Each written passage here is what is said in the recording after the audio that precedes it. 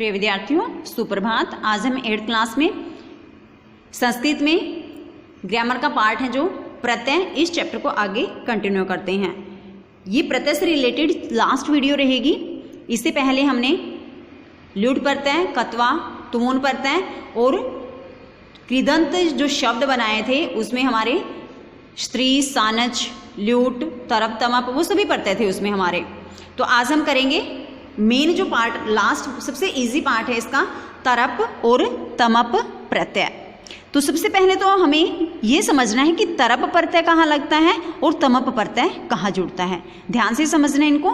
First part देखिए इसका, तरप प्रत्यय कब लगाया जाता है या तरप प्रत्यय कहाँ लगाया जाता है। ये क्वेश्चन हमारा पूछा जा सकता है। आपको पता होना चाहिए कि तरप और तमप प्रत्यय में क्या डिफरेंस है। ये हमारा पार्ट हिंदी में भी था, जो मूल अवस्थाएं थी, उत्तर और उत्तम अवस्था सेम है। वो उत्तर अवस्था है, ये उत्तम अवस्था है।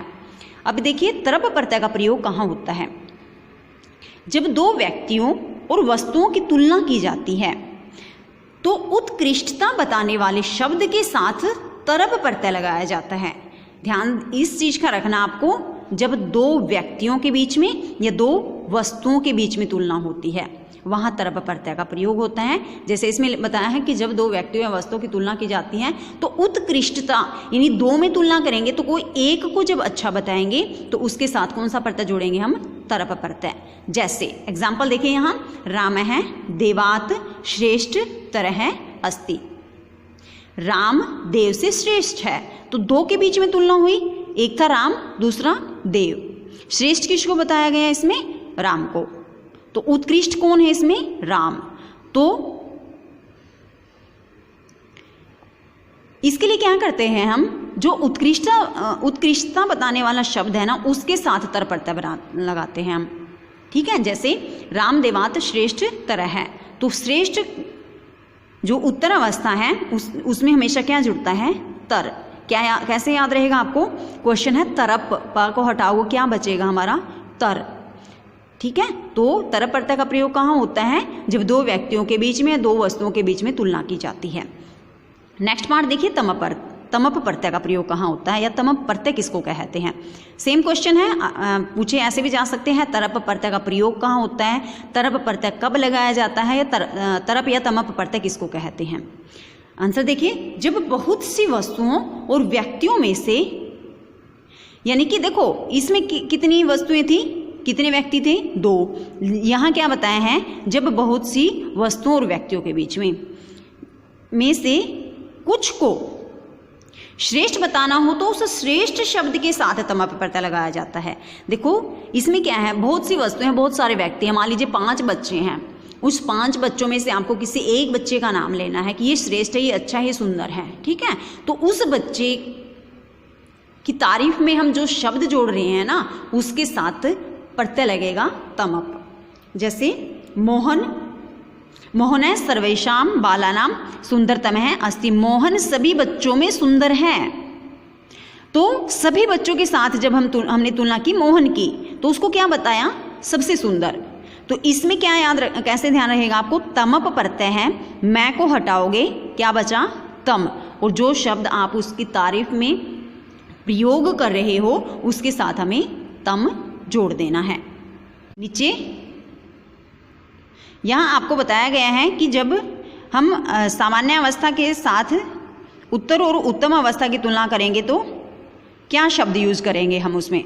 देखिए कटु शब्द है, बहुत इजी है, इसमें कोई परिवर्तन नहीं है, किसी भी तरह का परिवर्तन नहीं है। जैसे प्रीवियस पार्ट में था हमारा, लैप प्रत्यय में भी था, तुमुन प्रत्यय में भी था, कत्वा प्रत्यय में भी था, लेकिन इसमें परिवर्तन नहीं है कुछ भी। जो शब्द जैसा उसके साथ एज इट इज हमें तम और तर और तम जोड़ देना है।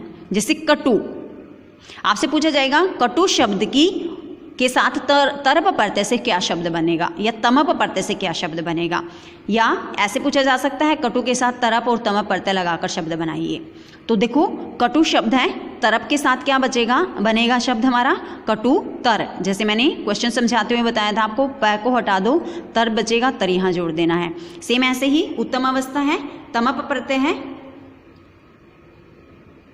प यहाँ से भी जब आप हटाओगे तो क्या बचेगा, तम तो वही यहाँ जोड़ देना है।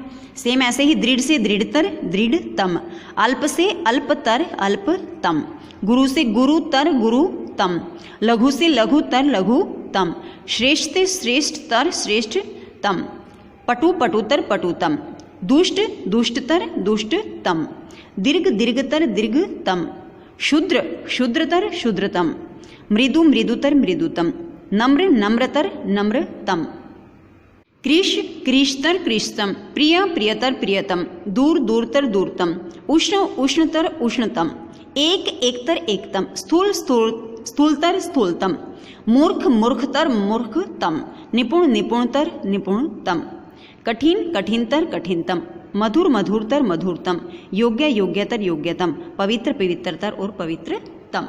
बहुत इजी पार्ट था ये हमारा प्रत्यय का। आपको सिर्फ याद ये रखना है, उत्तर अवस्था अगर पूछी जाए तो इसमें भी बेटे यही है, तर है। उत्तम अवस्था पूछा जाए तो इसमें भी तम है। आपसे पूछा जा सकता है ऐसे कि उत्तर अवस्था और उत्तम अवस्था में शब्द बनाइए, तो वहाँ भी सेम रूल है। थोड़ा सा ध्यान करना है सिर्फ कि इसमें तर है तो तर जोड़ देंगे, तम है तो तम जोड़ देंगे। और अगर पूछा जाता है प्रत्यय के साथ शब्द कि क्रिश शब्द के साथ तरप और तमप प्रत्यय से शब्द बनाइए, तो वहाँ भी यही ध्यान रखना है। तरप है, पै को हटाएंगे तो तर जुड़ जाएगा, तमप प्रत्यय है तो प को हटाएंगे, तम बचेगा तो तम जोड़ देंगे। शब्द में कोई परिवर्तन नहीं हुआ, जो शब्द जैसे हैं एज इट इज इन्हीं शब्दों के साथ हमने प्रत्यय जोड़ देना है। तो प्यारे बच्चों, ये था हमारा लास्ट पार्ट प्रत्यय का, तरप और तमप प्रत्यय का।